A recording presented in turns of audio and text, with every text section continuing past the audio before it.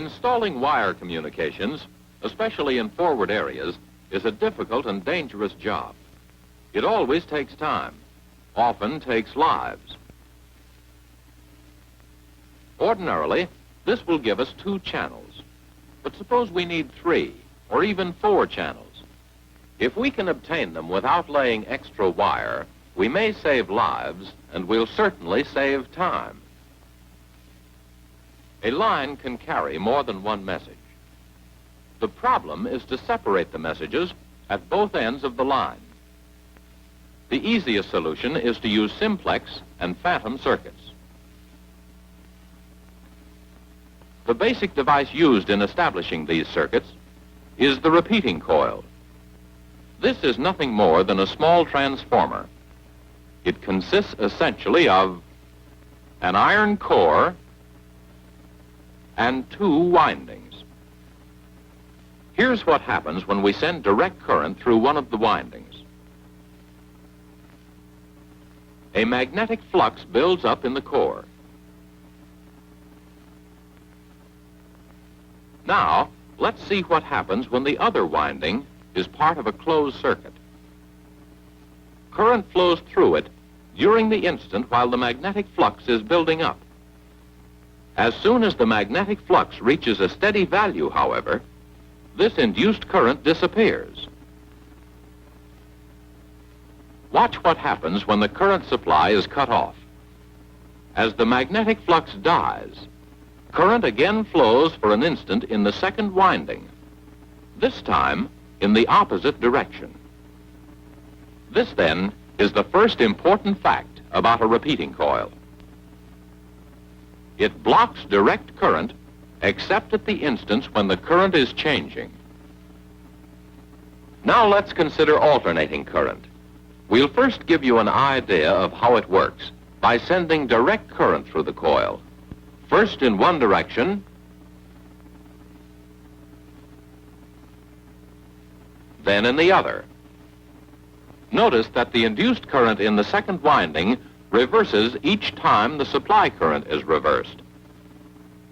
Now let's speed it up. The 2 currents begin to resemble each other. By replacing the battery with an AC generator, we get a true alternating current, which is reproduced almost exactly in the second winding. Here's the second important fact about a repeating coil. It repeats alternating current practically unchanged. So far, so good. But suppose we want current to flow in one winding without producing any effect whatever in the other winding. We can do this by connecting the exact midpoint of one winding to one side of our current source and connecting the other side through equal resistances to both ends of the winding. Now let's close the circuit and watch the path of the current. Because the resistances are equal, the current divides equally between the 2 halves of the winding. There are now 2 equal currents flowing through the winding in opposite directions. Their magnetizing effects cancel each other, so no flux is produced in the core. Consequently, no current is induced in the second winding, even when the current in the first winding is changing. Therefore, the same principle applies to alternating current. This is the third and most important operating principle of the repeating coil. When either alternating or direct current is introduced at the midpoint of one winding and is made to divide equally between the 2 halves, no effect is produced in the other winding.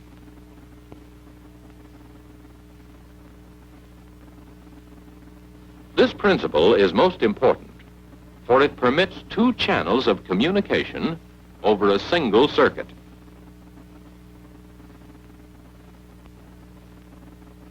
Here is a simplified model of a local battery switchboard. Let's suppose we have a line to a second board several miles away. These resistors represent the normal line resistance. We want a telegraph channel between these 2 points. Here's where our repeating coils come in. We have seen that the coils repeat alternating or telephone current, so our telephone line is unaffected. Now we can connect a telegraph set to the midpoint of the line side winding of each repeating coil and complete the circuit through the earth. We have added the telegraph channel by using only a few extra feet of wire. The switchboards can still signal each other.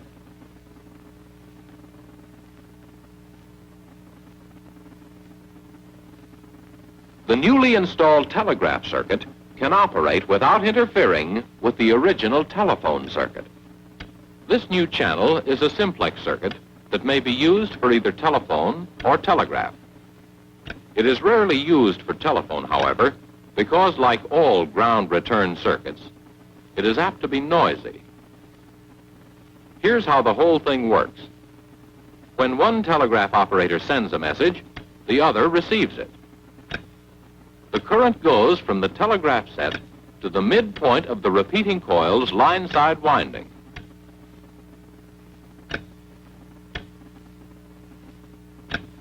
Since both line wires are of equal resistance, the current divides equally in the repeating coil. The currents continue through the line wires until they meet at the midpoint terminal of the other repeating coil. Here, the current becomes 1 again and flows into the east telegraph set. The circuit is completed through the earth. The telegraph current doesn't interfere with the telephone circuit, and here is why. Since the equal parts of the telegraph current flow in opposite directions, no current is induced on the switchboard side. The same thing is true of the east coil and switchboard.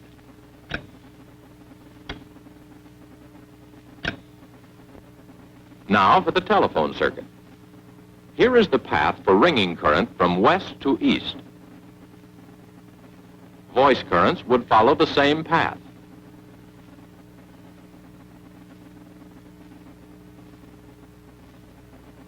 What prevents the telegraph sets from receiving telephone current? Let's freeze that current again. The upper half of the winding is trying to send current through this path. And the lower half of the winding is trying to send current through this path.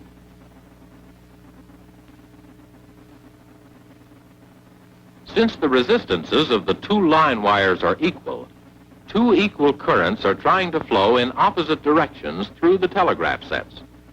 They buck each other and no current flows. Consequently, the telephone circuit doesn't interfere with the telegraph. In reality, the telephone and telegraph currents combine in each wire to form a single current. We can think of them as independent, however, because the repeating coils separate them at either end. Both channels may be used simultaneously, and we get 2 for the price of 1. There is another way to get a good extra channel cheaply and without the disadvantages of a ground return. This is to install a phantom circuit. The phantom is similar to the simplex. Instead of using the telephone circuit and the earth, however, it uses 2 telephone circuits. The first step is to insert a repeating coil at each end of each line. The phantom may be a telephone or telegraph circuit. We're going to use it for telephone. We now have our phantom circuit. The 2 original circuits are now known as side circuits. Altogether, the 3 circuits form a phantom group. Let's see if they all work. We'll ring on the number 1 line first. Okay. Now let's try the number 2 line.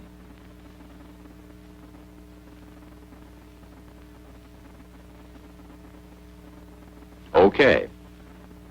How about the phantom?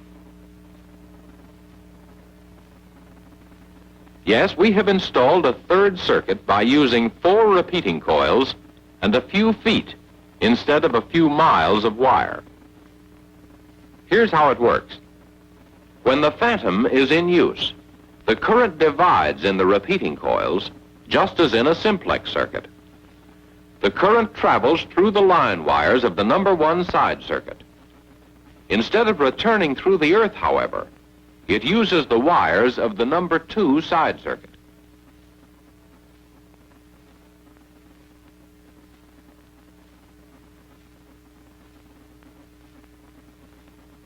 The phantom is also frequently used for telegraph communication.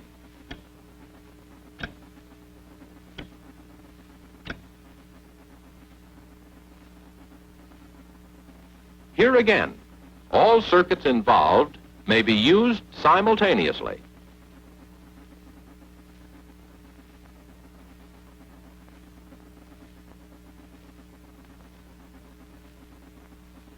The phantom group gives us 3 for the price of 2. Simplex and phantom circuits are used extensively throughout the Army. Every wireman should know how they work.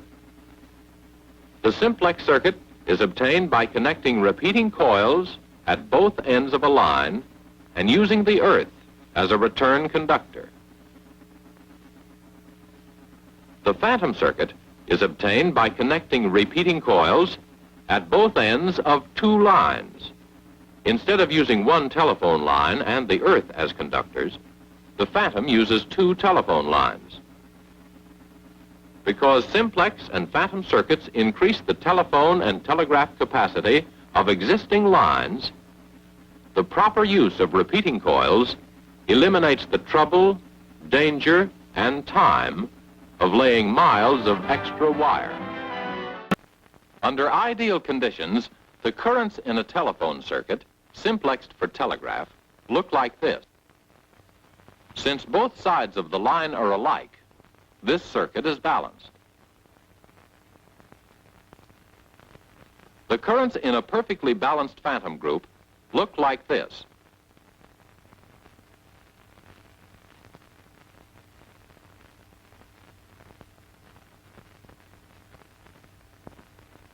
But in the field, circuits are often unbalanced.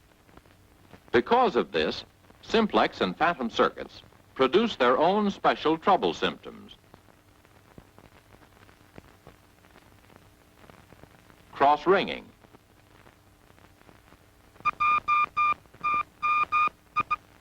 crossfire,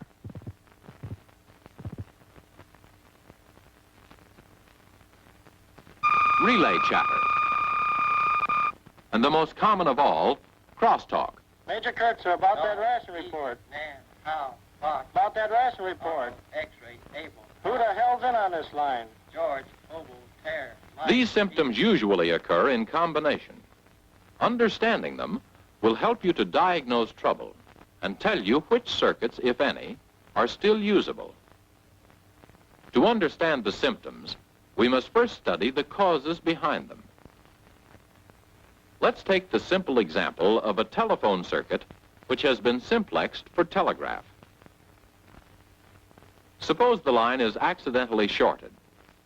What happens to the telephone current? Because of the short, it never reaches its destination. The telegraph current, however, follows its normal path. It divides equally and flows along the 2 line wires. At the short, the 2 halves of the current oppose each other, and so no current flows through the short.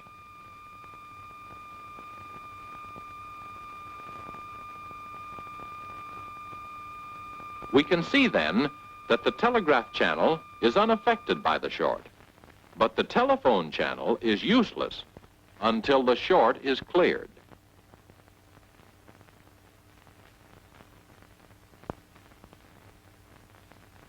Here is our circuit restored to normal. The resistances of the 2 line wires are equal. The circuit is balanced. But sometimes the resistance of one wire is greater than that of the other. A bad splice in one wire can cause this. Now, the circuit is unbalanced. Because of the unequal resistances, ringing current flows through the telegraph sets. But unless the unbalance is great, the amount of diverted ringing current will be too small to actuate the telegraph relays.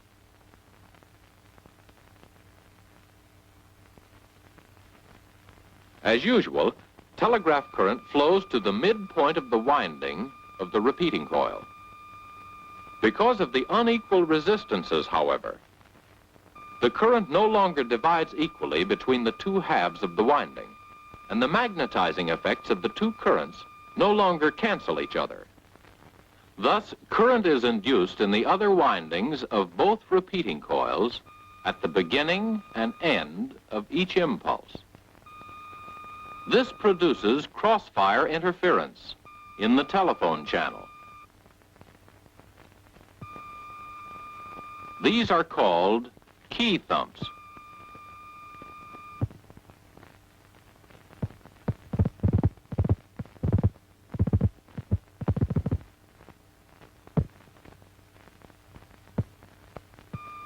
Other than being an annoyance, they do not affect telephone communication. And both ringing and voice current get through without interfering with the telegraph. The extreme condition of this unbalance occurs when one line wire is open. Now, all the telegraph current travels over one wire. And the current induced in the telephone circuit is at a maximum.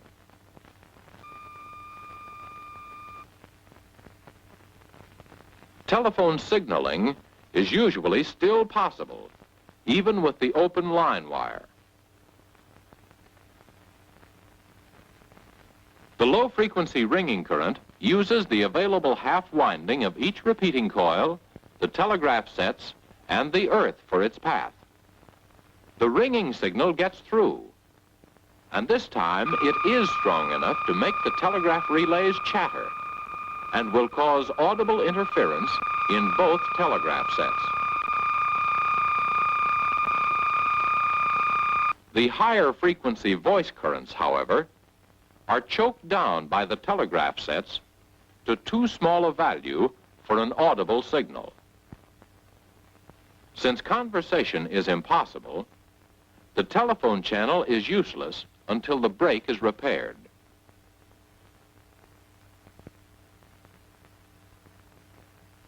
Another condition which causes interference is an accidental ground on one of the line wires. Part of the telegraph current is diverted by the accidental ground. However, enough generally gets through to operate the other telegraph set.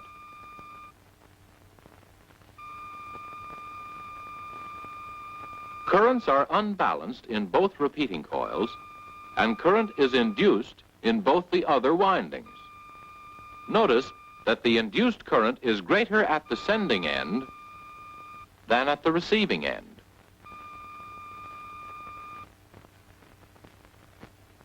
When we ring on the telephone channel, some ringing current flows through the near telegraph set because the lower half of the repeating coil has a shortened path through the accidental ground. This causes an unbalance in the normal ringing path, so that a small amount flows through the far telegraph set too. Because of this, the ringing current delivered to the far switchboard is less than normal. Voice current, however, is unaffected. We have seen before that this higher frequency current cannot travel through a telegraph instrument. Consequently, it follows its normal path. Ordinarily, the telegraph channel is still usable unless the diverted ringing current is strong enough to cause interference. The telephone channel is still okay too, but its quality may be somewhat impaired by key thumps. And like any other grounded circuit, it's apt to be noisy. So much for the simplex. Here is what we have seen so far. When the line is shorted, the telephone channel's no good.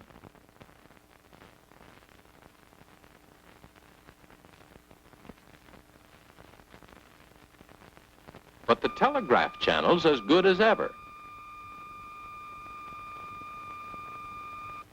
When the resistances of the two line wires become unbalanced, telephone current flows through the telegraph sets, but it's rarely strong enough to interfere with telegraph communication.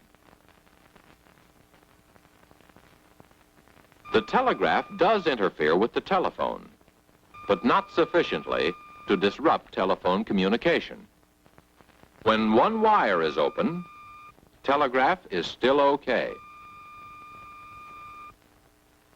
Ringing current gets through too, but interferes with the telegraph channel. Voice current is blocked. When one wire is grounded, both channels are generally still usable. Telegraph current is weakened, though, and interferes with the telephone. Ringing current is also weakened and may interfere with the telegraph. Voice current is unaffected.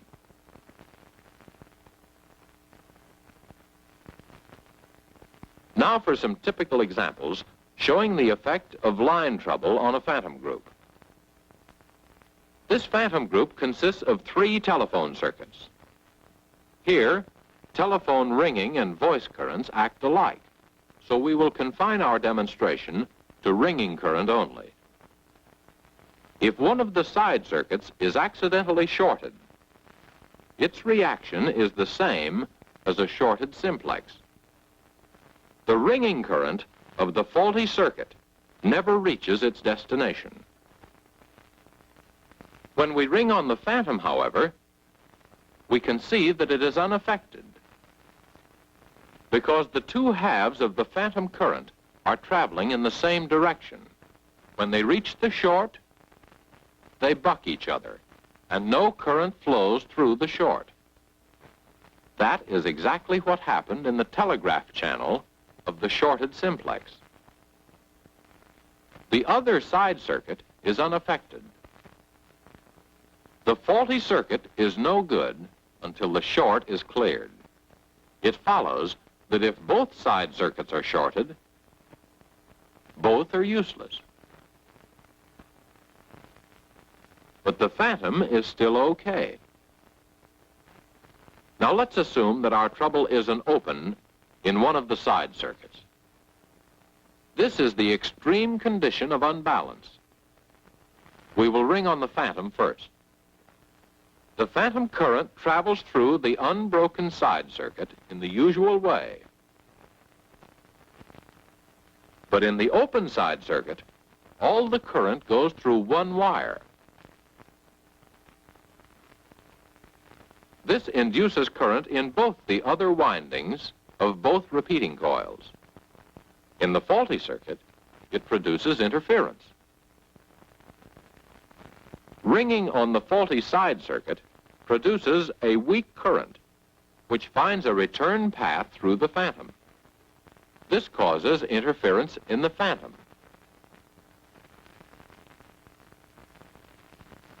The unbroken side circuit operates as usual.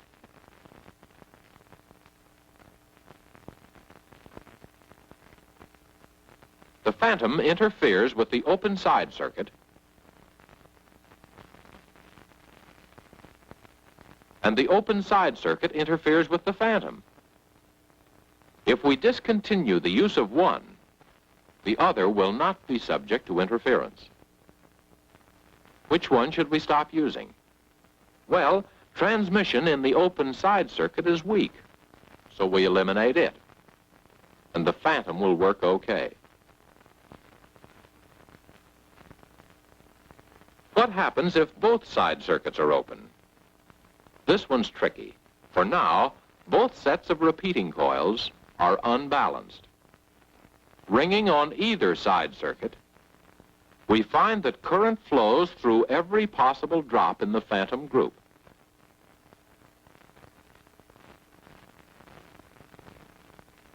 The jack we ring on is, in effect, connected in series to the other 5 drops. Either side circuit then interferes with both the phantom and the other side circuit.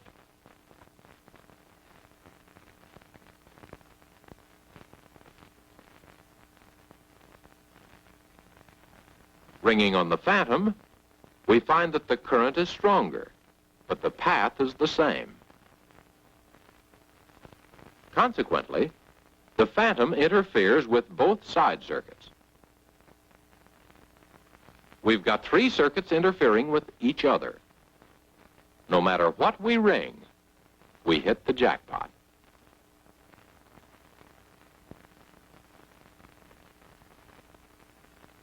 We can still use one circuit by eliminating the other 2. The phantom is strongest, so we stop using the side circuits. They can't interfere with the phantom if we don't use them. Until the 2 open side circuits have been cleared, we can at least use the phantom.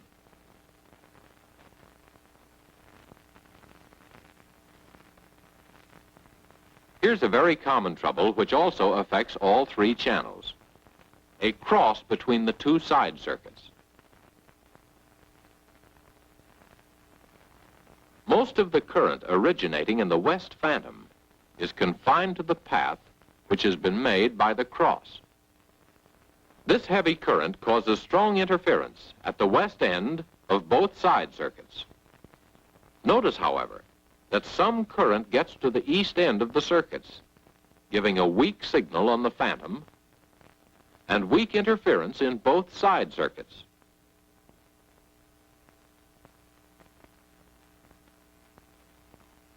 Ringing on one of the side circuits, we can see that the current follows a similar path and causes interference in the other 2 west drops. And here again, the circuits are affected at the east end. We've got 3 circuits interfering with each other again. But this time, 2 can be made to work fairly well. If we cut out the phantom connections at both ends, the 2 side circuits can be used. Actually, we no longer have a phantom group. What we do have is 2 metallic circuits accidentally crossed, and we won't get any more interference between them than is usually caused by this condition. A short on a side circuit affects only that circuit.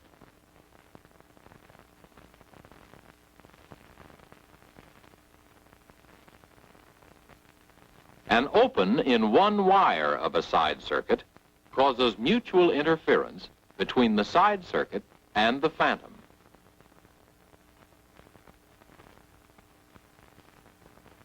When both side circuits are open, all 3 circuits interfere with each other.